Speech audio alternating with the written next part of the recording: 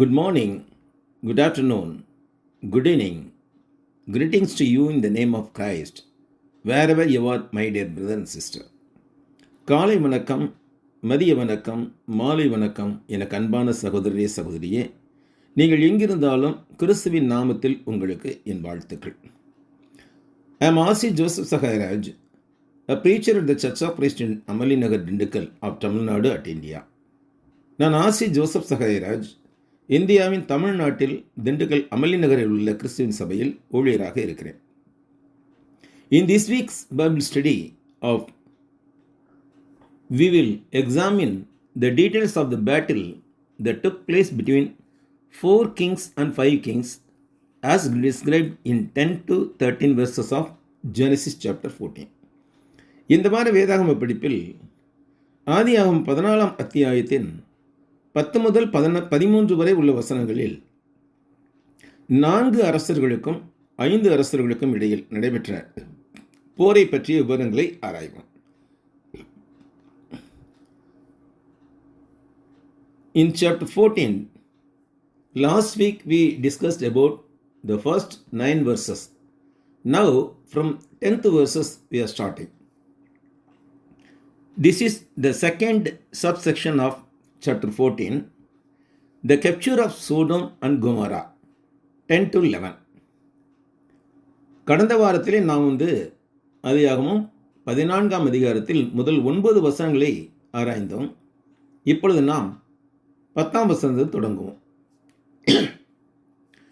இந்த அத்தியாயத்தின் 2வது உட்பிரிவு சோதோம் கொமோராவை கையகப்படுத்துதல், வசனங்கள் 10 மற்றும் 11. First, let us read the verses. முதலாவது நாம் வசனங்களை வாசிப்போம். 10th verse. Now the valley of Siddim was full of asphalt pits, and the kings of Sodom and Gomorrah fled. Some fell there, and the remainder fled to the mountains. முதலாவது நாம் வசனங்களை வாசிப்போம். 10வது வசனம். அந்த சித்திம் பள்ளத்தாக்கு எங்கிலும் நிலக்கீழ் உண்டாகும் கேணிகள் இருந்தது. சோதம் கொமோராவின் ராஜாக்கள் முறிந்தோடி அங்கே விழுந்தார்கள். மீந்தவர்கள் மலைகளுக்கு ஓடிப்போனார்கள். 11th verse. Then they took all the goods of the Sodom and Gomorrah and all their provisions and went their way. அப்பொழுது 11ஆம் வசனம். அப்பொழுது அவர்கள் சோதோமிலும் கொமோராவிலும் உள்ள பொருட்கள் எல்லாவற்றையும் போஜன பதார்த்தங்கள் எல்லாவற்றையும் எடுத்துக்கொண்டு போய்விட்டார்கள். Genesis 14:10 to 11 describes the defeat of the 5 king alliance of Sodom and Gomorrah by the 4 kings from the east. It mentions the kings fled into the dangerous asphalt tar pits in the valley of Siddim, abandoning the riches of their cities. ஆதியாகமம் 14 10-11 வசன பகுதியானது கிழக்கு தேசத்து 4 ராஜாக்களால் சோதம் கொமோராவின் 5 ராஜாக்கள் கூட்டணி அடைந்த தோல்வியை விவரிக்கிறது. இதில் இந்த சோதம் கொமோராவின் ராஜாக்கள் சித்திம் பள்ளத்தாக்கில் உள்ள அபாயகரமான நிலக்கீழ், அதாவது தார் குழிகளில் தப்பி ஓடி விழுந்து தங்கள் நகரங்களின் செல்வங்களை கைவிட்டு சென்றார்கள் என்பது குறிப்பிடப்பட்டுள்ளது. These verses illustrate 3 things. இந்த வசனங்கள் 3 விஷயங்களை விளக்குகின்றன. First, the consequence of rebellion. ஒன்றாவது கிளர்ச்சியின் விளைவுகள். Second, the danger of worldliness as related to Lot. இரண்டாவது லோத்துடன் தொடர்புடையதான உலகப்பற்றின் ஆபத்துகளையும். Third, the brutal and complete plundering of the cities. மூன்றாவது அந்த நகரங்கள் கொடூரமாக முழுமையாக கொள்ளையடிக்கப்பட்டதையும் விளக்குகின்றன. Explanation of 14:10 to 11. Verse 10. The valley is trapped. The valley of Siddim was full of asphalt, that means tar pits. When the kings of Sodom and Gomorrah fled from Gedalacomer's army, their troops fell in or became trapped in these pits. The rest fled to the mountains. This signifies a chaotic and humiliating defeat for the local kings.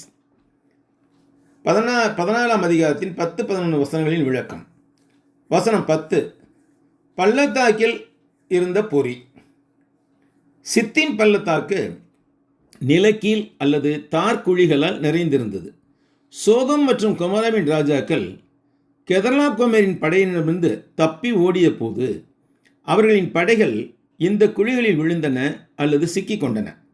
மீதமுள்ளவர்கள் மலைகளுக்கு தப்பி ஓடினார்கள். இது உள்ளூர் ராஜாக்களுக்கு ஒரு குழப்பமான அவமானகரமான தோல்வியை குறிக்கிறது. Verse 11. Spoils of the war. The victorious four-king alliance took all the goods and provisions of Sodom and Gomorrah. This indicates a complete loss of material wealth for the cities, leaving them desolate and vulnerable. வசனம் 11. போர் கொள்ளை பொருட்கள். வெற்றி பெற்ற 4 ராஜாக்களின் கூட்டணி சோதோம் மற்றும் கொமோராவின் அனைத்து பொருள்களையும் உணவுப் பொருள்களையும் எடுத்துக்கொண்டது.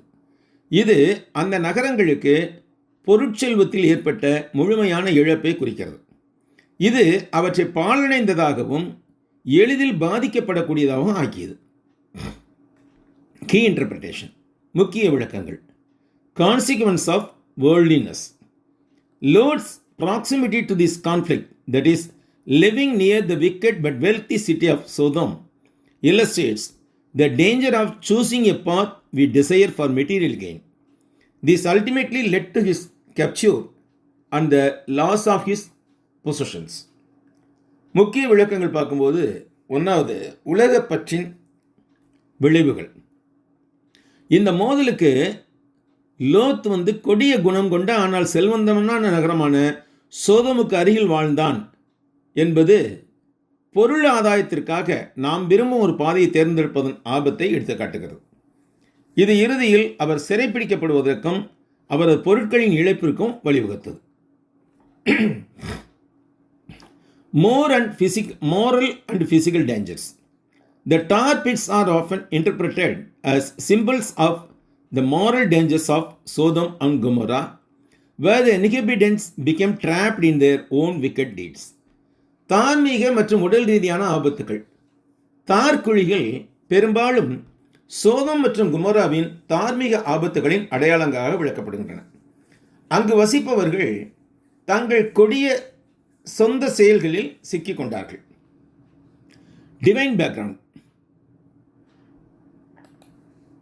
Although it was an act of war, this defeat reveals the vulnerability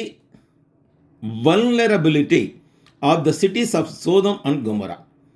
It foreshadows their ultimate judgment in Genesis 19th chapter. தெய்வீக பின்னணி. இது போரின் செயலாக இருந்தாலும் இந்த தோல்வி சோதம் மற்றும் கொமோரா நகரங்களின் பலவீனத்தை காட்டுகிறது. இது ஆதியாகமம் 19ஆம் அத்தியாயத்தில் இவற்றின் இறுதி தீர்ப்பை முன்னறிவித்தது. In Genesis 14:10-11, the Bible describes how 4 Mesopotamian kings led by Kedorlaomer decisively defeated a coalition of 5 kings, including the kings of Sodom and Gomorrah. ஆதியாகமம் 14:10-11 கெதர்லாகோமேர் தலைமையில் படையெடுத்து வந்த 4 மெசொப்பொட்டேமிய மன்னர்கள் கூட்டணி, சோதம் மற்றும் கொமோராவின் மன்னர்கள் உட்பட 5 மன்னர்களின் கூட்டணியை எவ்வாறு தீர்க்கமாக வெற்றி கொண்டார்கள் என்பதை விவரிக்கிறது. Verse 10. The strategic disaster. வசனம் 10 வியூகத்துவமான பேரழிவை குறிக்கிறது. First, the terrain. The battle took place in the valley of Siddim near the Dead Sea, which was full of bitumen pits. These natural asphalt seeps created treacherous footing, particularly for fleeing troops. நிலப்பரப்பு. இந்த போர் சித்திம் பள்ளத்தாக்கில் சவக்கடலுக்கு அருகில் நடந்தது. அது நிலக்கீழ் குழிகளால் நிறைந்திருந்தது. இந்த இயற்கையான நிலக்கீழ் கசிவுகள் குறிப்பாக தப்பி ஓடும் படைகளுக்கு ஆபத்தான தரைப்பகுதியை கொடுத்தன. The retreat. When the kings of Sodom and Gomorrah fled, many of the soldiers fell into the pits and died or were slaughtered in the ensuing chaos. பின்வாங்கல். சோதம் மற்றும் கொமோராவின் மன்னர்கள் தப்பி ஓடிய போது அவர்களின் பல வீரர்கள் அந்த குழிகளில் விழுந்து இறந்தார்கள் அல்லது அப்போது ஏற்பட்ட குழப்பத்தில் படுகொலை செய்யப்பட்டார்கள். They escaped.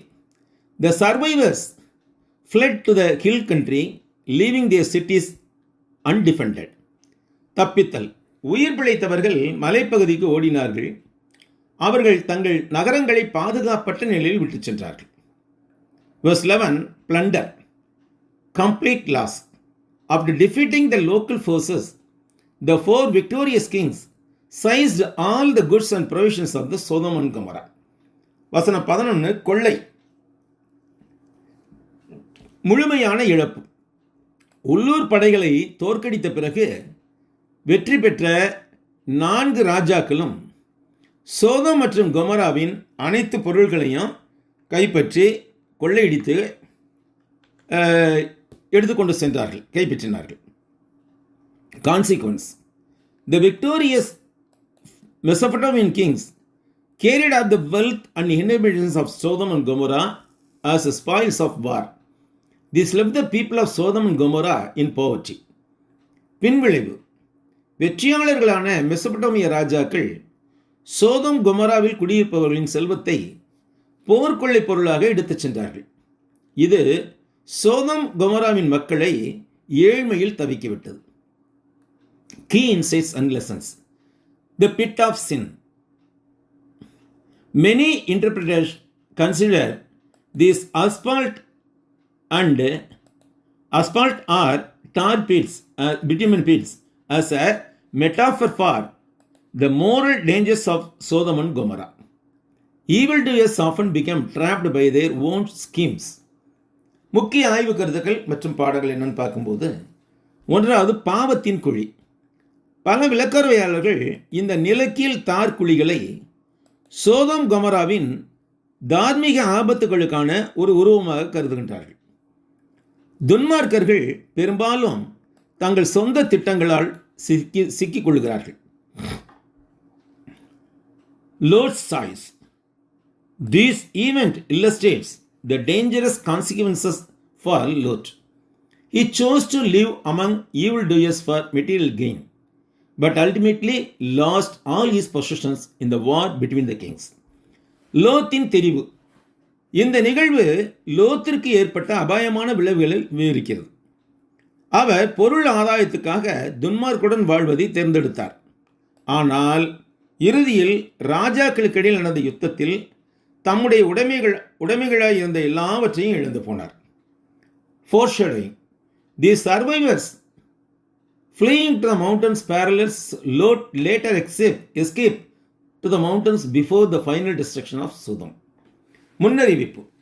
உயிர் பிழைத்தவர்கள் மலைகளுக்கு தப்பி ஓடியது சோதோமின் இறுதி அழிவுக்கு முன்பு லோத் பின்னர் மலைகளுக்கு தப்பிச் சென்றதை ஒத்திருக்கிறது. இது ஒரு முன்னறிவிப்பாக செயல்படுகிறது. Then we come to the third subsection of the chapter 14 of Genesis. Lot taken captive. Lot was taken captive. 12 and 13 verses. இப்பொழுது நாம் 3வது உட்பிரிவுக்கு, ஆதியாகமம் 14ஆம் அதிகாரத்தின் 3வது உட்பிரிவுக்கு வருகின்றோம். லோத்து சிறைப்பட்டு போகுது. இது வசனங்கள் 12-13 குறிக்கப்படுது. 12th verse. They also took Lot, Abram's brother's son, who dwelt in the Sodom, and his goods are departed. 12வது வசனம். ஆபிராமின் சகோதரனுடைய குமாரனாகிய லோத்து சோதோமிலே குடியிருந்தபடியால் அவனையும் அவன் பொருட்களையும் கொண்டு போய்விட்டார்கள். 13th verse. Then one who had escaped came and told Abram the Hebrew, for he dwelt by the terebinth trees of Mamre, the Amorite, brother of Eshcol and brother of Aner, and they were allies with Abram. ஆபிராமின் சகோதரனுடைய குமாரனாகிய லோத்து சோதோமிலே குடியிருந்தபடியால் அவனையும் அவன் பொருள்களையும் கொண்டு போய்விட்டார்கள். தப்பி ஓடின ஒருவன் எபிரேயனாகிய ஆபிராமிடத்தில் அதை அறிவித்தான். ஆபிராம் தன்னோடு உடன்படிக்கை செய்திருந்த மனிதராகிய எஸ்கோலுக்கும் ஆனேருக்கும் சகோதரனாகிய மம்ரே என்னும் எமோரனுடைய சமபூமியிலே அப்போது குடியிருந்தான். Genesis 14:12-13 verses describe the abduction of Abram's nephew Lot by the Mesopotamian kings who attacked Sodom. This led to a rescue mission. ஆதியாகமம் 14 அத்தியாயம் 12-13 வசன பகுதி சோதோமை தாக்கிய மெசபடோமிய மன்னர்களால் ஆபிராமின் வளர்ப்பு மகனான லோத்து கடத்தப்பட்டதை விவரிக்கிறது. இது ஒரு மீட்பு பணிக்கு வழிவகுத்தது. This passage marks the first biblical use of the word Hebrew to describe Abram. Furthermore, it highlights his role as an independent, influential ally, a resident of Mamre, who acts decisively to protect his relatives, setting the stage for his remarkable victory. இந்த வசனம் ஆபிராமை விவரிக்க எபிரேயன் என்ற வார்த்தையை முதலாக பயன்படுத்துகிறது. மேலும் இது தன் உறவினர்களை பாதுகாக்க தீர்க்கமாக செயல்படும் ஒரு சுதந்திரமான செல்வாக்கு மிக்க கூட்டாளியாக, அதாவது மம்ரேயில் வசிப்பவராக ஆபிரகாமின் பாத்திரத்தை எடுத்து காட்டுகிறது. இது அவரது அற்புதமான வெற்றிக்கு களத்தை அமைக்கிறது. The origin of the term Hebrew. இப்பொழுது நாம் எபிரேயன் என்ற சொல்லின் தோற்றத்தை ஆராய்வோம். The term Hebrew originates from the Hebrew word ivri, which derives from Hebrew root meaning to cross over or the other side. எபிரேயன் என்ற சொல் கடந்து செல்வது அல்லது மறுபக்கம் என்று அர்த்தப்படும் எபிரேய மூலத்திலிருந்து உருவான இவ்ரி என்ற எபிரேய சொல்லிலிருந்து தோன்றியது. This refers to Abraham as a nomad or as someone who came from beyond the Euphrates river. It also related to the ancestral name Eber and possibly to his descendants, the ancient Hebrew people. இது ஆபிரகாமை ஒரு நாடோடியாகவோ அல்லது Euphrates நதிக்கு அப்பாலிருந்து வந்தவராகவோ குறிப்பிடுகிறது. இது மூதாதையர் பெயரான ஏபேர் மற்றும் சாத்தியமான வகையில் அவரது சந்ததியாரான பண்டைய ஹபீர் மக்களுடனும் தொடர்புடையது. Key aspects of the origin of the term of Hebrew. எபிரேயன் என்ற சொல்லின் தோற்றத்தின் முக்கிய அம்சங்கள். The word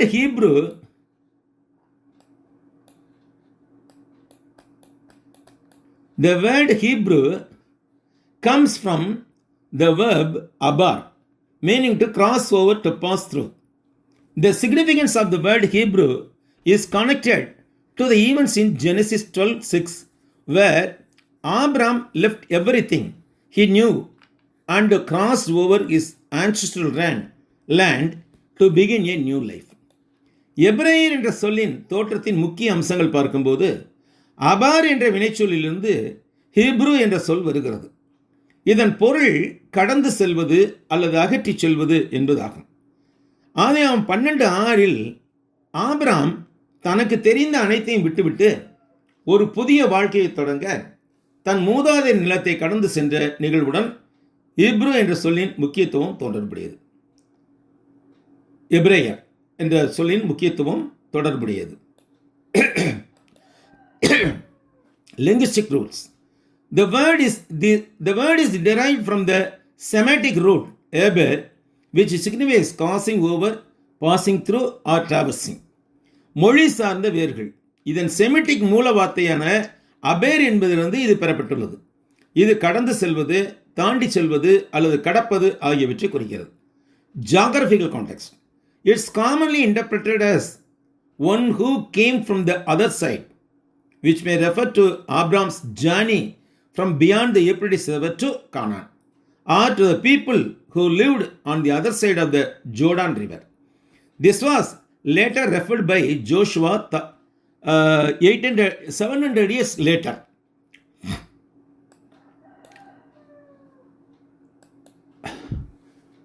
புவியியல் சூழல். இது பொதுவாக மறுபக்கத்திலிருந்து வந்தவர் என்று விளக்கப்படுகிறது.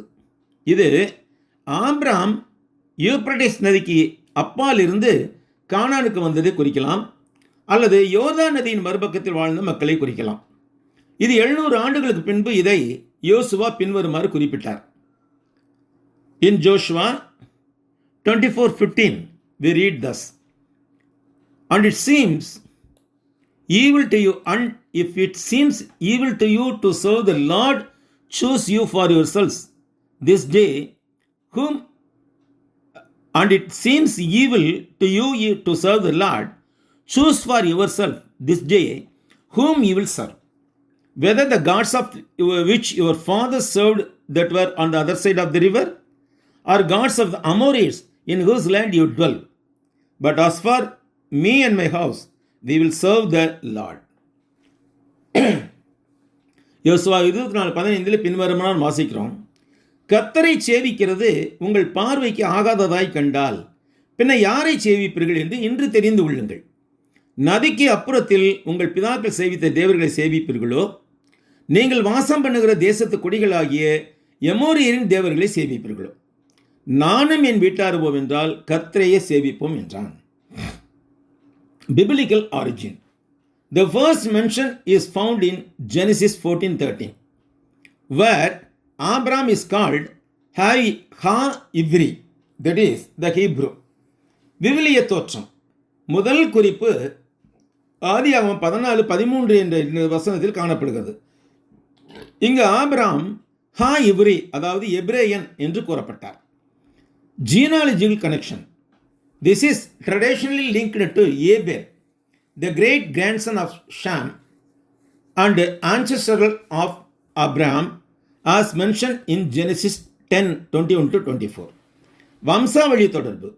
இது பாரம்பரியமாக ஆதியாகமம் 10:21-24 குறிப்பிடப்பட்டுள்ள சேமின் கொல்லு பேரனும் ஆபிரகாமின் மூதாதையருமான ஏபேர் என்பவருடன் இணைக்கப்பட்டுள்ளது. Genesis 10:21-24 we read, and children were born also to Shem, the father of all children of Eber, the brother of Japheth the elder. The sons of Shem were Elam, Ashur, Arphaxad, Lud and Aram. The sons of Aram were Uz, Hul, Gether and Mash. Arphaxad begot Salah, and Salah begot Eber. நாம் ஆதியாகமம் 10ஆம் அதிகாரத்தில் 21-24 வசனங்களை வாசிப்போம். சேமுக்கும் பிள்ளைகள் பிறந்தார்கள். அவன் ஏபேருடைய சந்ததியார் எல்லாருக்கும் தகப்பனும் மூத்தவனாகிய யாப்பேத்துக்கு தம்பியுமாய் இருந்தான்.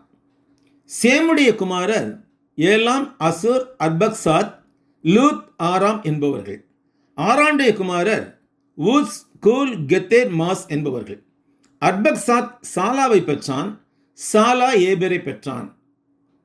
However, as we already know, Luke 3:35-37 adds a person named Cainan, omitted by Moses, to this genealogy. ஆனாலும் கூட நாம் ஏற்கனவே அறிந்துள்ளபடி லூக்கா 3:35-37 வசன பகுதியில் மோசேயினால் விட்டுவிடப்பட்ட கைனான் என்ற ஒருவரை இந்த வம்சவழி அட்டவணையில் சேர்க்கிறது. அந்த வசனத்தை வாசிப்போம். லூக்கா 3:35-37.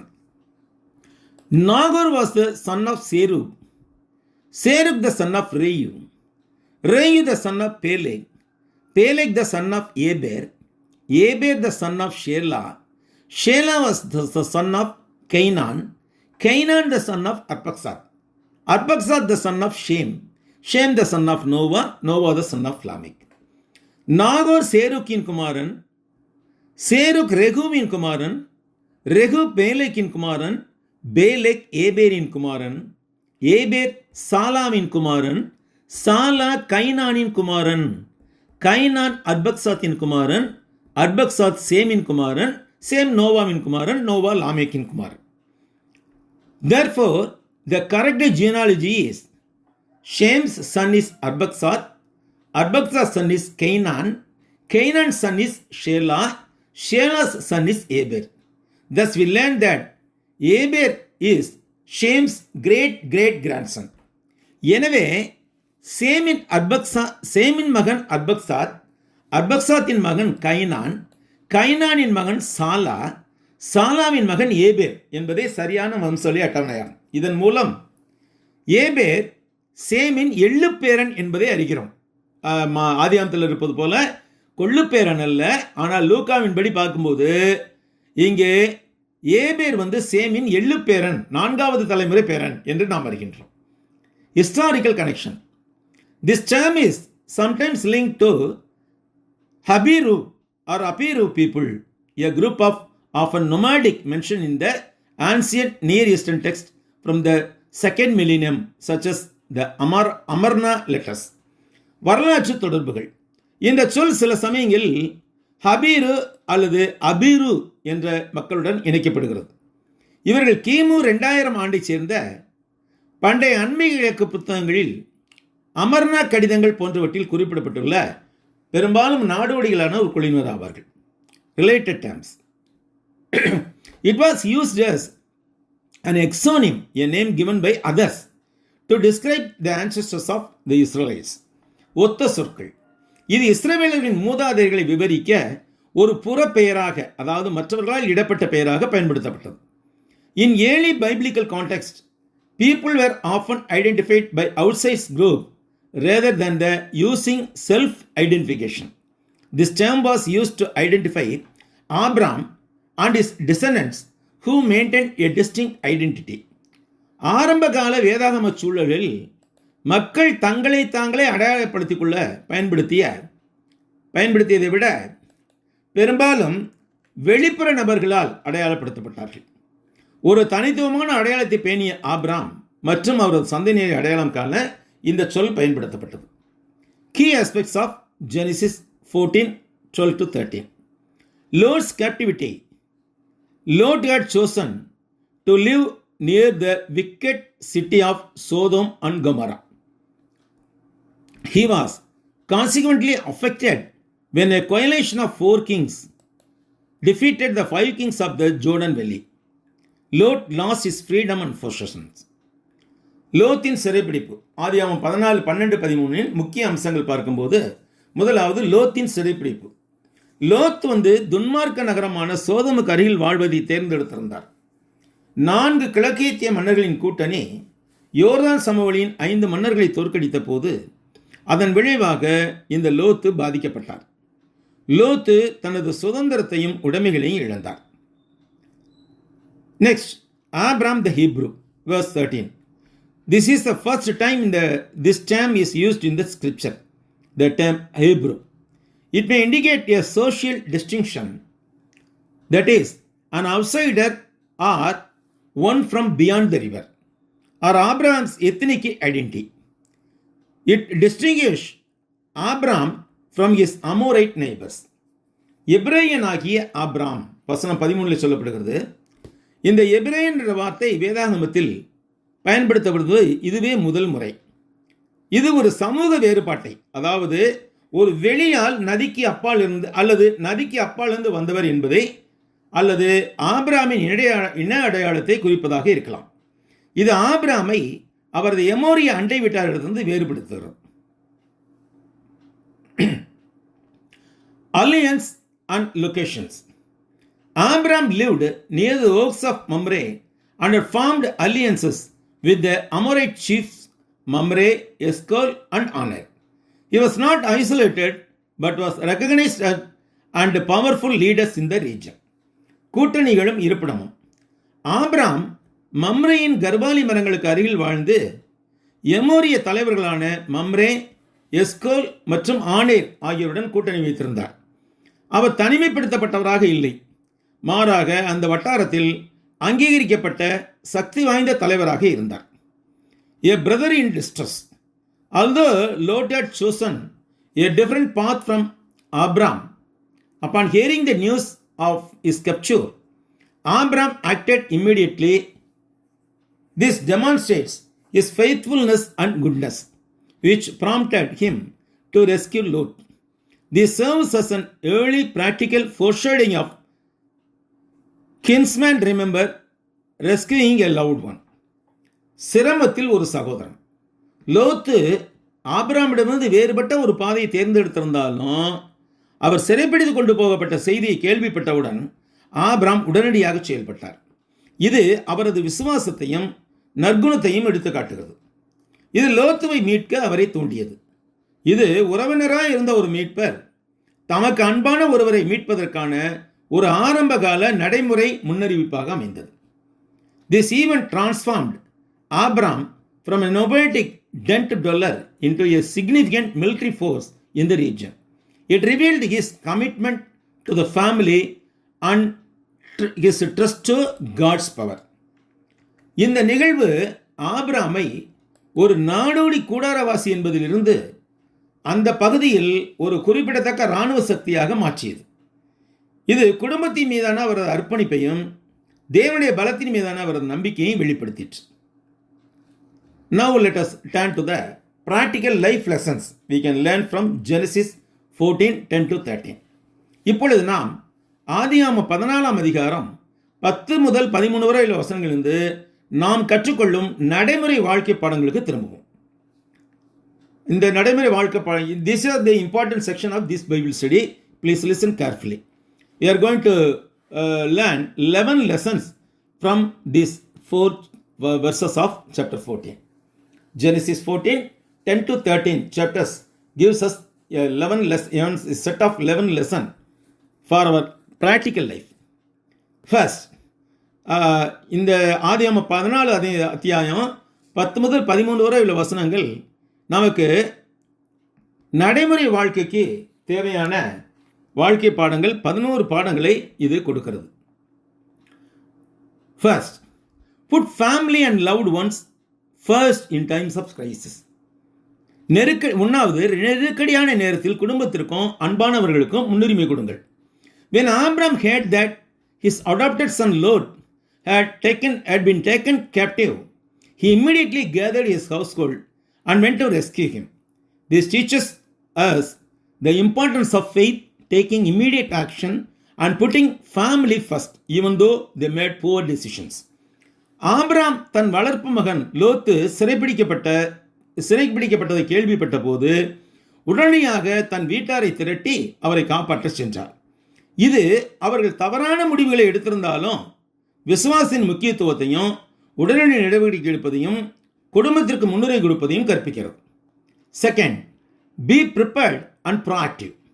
இரண்டாவது, தயாராகவும் முன்முயற்சியுடனும் இருங்கள். Not only was Abraham a shepherd, but he also had 318 trained warriors in his household, ready for battle.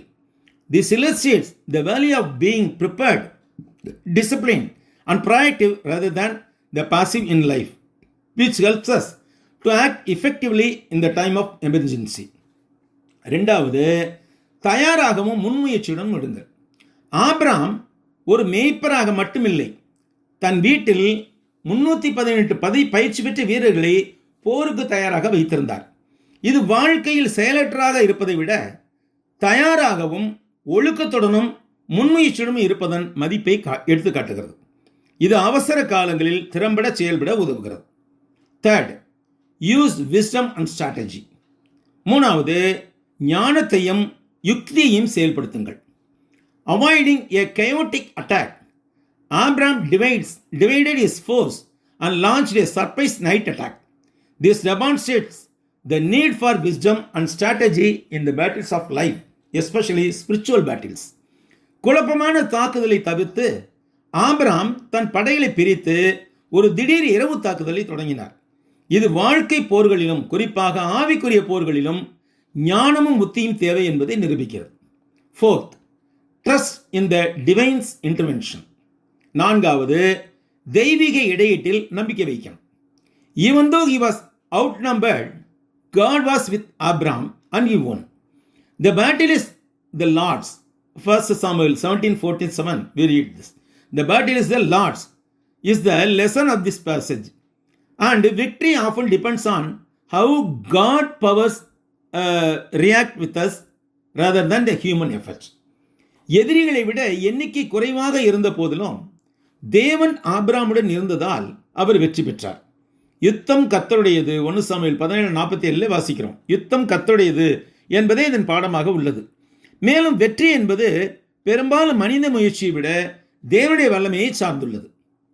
Fifth lesson, maintain personal integrity. After the victory, Abraham refused to take any spoils from the kings of Sodom, so that no one could say that a man had made himself rich. This teaches the importance of maintaining integrity, not compromising with the world, and trusting God as your provider. ஐந்தாவது, தனிப்பட்ட நேர்மையை பேணுங்கள். வெற்றிக்கு பிறகு சோதோம் ராஜாவிடத்திலிருந்து எந்த கொள்ளை பொருளையும் எடுத்துக்கொள்வதற்கு Abraham மறுத்துவிட்டார். இதனால் யாரும் ஒரு மனிதன் தன்னை செல்வந்தனாக்கினான் என்று சொல்ல முடியாதபடிக்கு அவர் நடந்து கொண்டார். இது நேர்மையை காத்துக்கொள்வதன் முக்கியத்துவத்தையும் உலகத்துடன் சமரசம் செய்து கொள்ளாமல் இருப்பதையும் உங்கள் போஷகராக தேவனை நம்புவதையும் கற்பிக்கிறது. 6.1 realise the consequence of bad choices. ஆறாவது, தவறான தேர்வுகளின் விளைவுகளை உணருங்கள். Lot's captivity was the result of his choice to live in the wicked and prosperous city of Sodom. This reminds us that making decisions based on worldly gain rather than spiritual principles can often lead to dangerous, costly situations. லோத்து சிறைப்பிடிக்கப்பட்டது அவன் துன்மார்க்கமும் செழிப்பும் நிறைந்த சோதம் நகரத்தில் வாழ தேர்ந்தெடுத்ததன் விளைவாக இருக்கிறது. இது ஆவிக்குரிய கொள்கைகளை விட உலக ஆதாயத்தின் அடிப்படையில் முடிவுகளை எடுப்பது பெரும்பாலும் ஆபத்தான இழப்பை ஏற்படுத்தும் சூழ்நிலைக்கு வழிவகுக்கும் என்பதை நினைவூட்டுகிறது. 7th, appreciate your support network. ஏழாவது, உங்கள் ஆதரவு அமைப்புகளை போற்றுங்கள். This verse shows that Abraham had allies, Aner, Eshcol, Mamre. This demonstrates the importance of the building, maintaining and relying on a strong supportive community. ஆபிரகாமுக்கு கூட்டாளிகள் இருந்தன என்பதை இந்த வசனம் எடுத்துக்காட்டுகிறது. ஆனேர், எஸ்கோல், மம்ரே போன்றவர்கள். இது ஒரு வலுவான ஆதரவான சமூகத்தை உருவாக்குதல், பராமரித்தல் மற்றும் அதை சார்ந்திருப்பதன் முக்கியத்துவத்தை நிரூபிக்கிறது. 8th lesson, the danger of compromise. 8வது பாடம், சமரசத்தின் ஆபத்து. Lot's decision to live near Sodom ultimately got him in trouble. The lesson is that being in a sinful environment often leads to being captured. சோதமுக்கு அருகில் வாழ லோத்து எடுத்த முடிவு இறுதியில் அவரை சிக்கலில் மாட்டிவிட்டது. ஒரு பாவச் சூழலில் இருத்தல் என்பது பெரும்பாலும் அதனால் சிறைப்பிடிக்கப்படுவதற்கு வழிவகுக்கும் என்பதே இதன் பாடம். 9th lesson, the power of immediate action. 9வது பாடம், உடனடி நடவடிக்கையின் சக்தி. Abraham did not hesitate when he heard about Lot. This teaches that when duty calls, it's better to act immediately than to wait, procrastinate or gather. லோத்துவை பற்றி கேள்விப்பட்ட போது Abraham தயங்கவில்லை. கடமை அழைக்கும் போது காத்திருப்பதையோ தாமதிப்பதையோ அல்லது கூட்டம் போடுவதையோ விட உடனடியாக செயல்படுவதே சிறந்தது என்பதை இது கற்பிக்கிறது. 10th lesson, trusting God's to provide. 10வது பாடம், தேவன் போஷிப்பார் என்று நம்புதல். சோதம் ராஜாவிடமிருந்து கொள்ளை பொருட்களை எடுக்க மறுத்ததன் மூலமாக ஆபிரகாம் தனது வெற்றி மனிதர்களால் அல்ல தேவனால் வந்தது என்று உறுதி செய்தார். செல்வத்தை பெறுவதற்காக உங்கள் கொள்கைகள் சமரசம் செய்வதை தவிர்ப்பதும் தேவன் போஷிப்பார் என்று நம்புவதும் இந்த பாடத்தின் சாராம்சமாகும். By refusing to take the spoils from the king of Sodom, Abraham confirmed that his victory came from the God, not from the man. The essence of this lesson is to avoid compromising your principles in order to gain wealth and trust God that He will provide. 11th lesson, blessing others through service. 11வது பாடம், சேவையின் மூலம் மற்றவர்களை ஆசீர்வதித்தல். Abraham's act of rescuing Lot saved many others. This illustrates that when we act with faith to help one person, our positive impact and that God can spread far beyond the first person. Abraham லோத்தை மீட்ட செயலானது மற்ற பலரையும் காப்பாற்றியது. நாம் ஒருவருக்கொருவர் உதவும்படி நம்பிக்கையுடன் செயல்படும்போது நமது மற்றும் தேவனின் நேர்மறையான தாக்கம் அந்த முதல் நபருக்கு அப்பாற்பட்டு வெகு தூரம் இன்னும் பலருக்கும் பரவக்கூடும் என்பதை இது எடுத்து காட்டுகிறது. Let us summarize the lessons we learned from this Genesis chapter 14, 10 to 13 verses. First, put family and the loved one first in the time of crisis. இந்த ஆதியாகமம் 14, 10 முதல் 13 வரை உள்ள வசனங்களிலிருந்து நாம் கற்றுக்கொள்ளும் நடைமுறை வாழ்க்கை பாடங்கள் என்னங்கிறத தொகுத்து பார்ப்போம். ஒன்றாவது, நெருக்கடியான நேரத்தில் குடும்பத்திற்கும் அன்பானவர்களுக்கும் முன்னுரிமை கொடுக்கணும். Second, be prepared and proactive. ரெண்டாவது, தயாராகவும் முன்முயற்சியும் இருக்க வேண்டும். Third, use wisdom and strategy. மூன்றாவது, ஞானத்தையும் யுக்தியையும் பயன்படுத்த வேண்டும். Fourth, trust in divine intervention. நான்காவது, தெய்வீக இடையீட்டில் நம்பிக்கை வைக்க வேண்டும். Fifth, maintain personal integrity. 5, தனிப்பட்ட நேர்மையை பேண வேண்டும். 6, realise the consequence of bad choices. 6, தவறான தேர்வுகளின் விளைவுகளை உணர வேண்டும். 7th, appreciate your support network. 7, உங்கள் ஆதரவு சமூகத்தை பாராட்ட வேண்டும். உங்களை ஆதரிக்கும் சமூகத்தை பாராட்ட வேண்டும். 8th, the danger of compromise. சமரசத்தின் ஆபத்துகளை உணர வேண்டும். 8வது பாடம், சமரசின் ஆபத்தை உணர வேண்டும். 9th, the power of immediate action. 9, உடனடி நடவடிக்கையின் சக்தியை கவனிக்க வேண்டும். 10th, trusting God to provide. 10, தேவன் போஷிப்பார் என்று நம்ப வேண்டும். 11, பிளஸிங் அதர்ஸ் த்ரூ சர்வீஸ். 11, சேவையின் மூலம் மற்றவர்களை ஆசிரியக்க வேண்டும். With this, we conclude this week's Bible study on the topic of rooted in His Word. If the Lord's will, next week on the same day, we will continue a study with an examination of event followed in the Genesis chapter 14.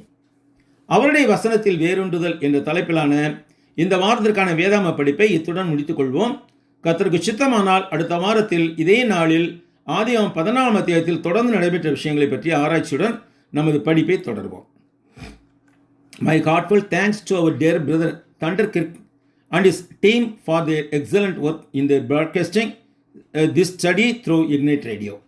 Ignite வானொலி மூலமாக இந்த படிப்பை ஒலிபரப்பு பணியை சிறப்பாக செய்து வரும் அன்புக்குரிய சகோதரர் தண்டர் கிர்க் மற்றும் அவர்களது குழுவினருக்கு எனது மனமார்ந்த நன்றி.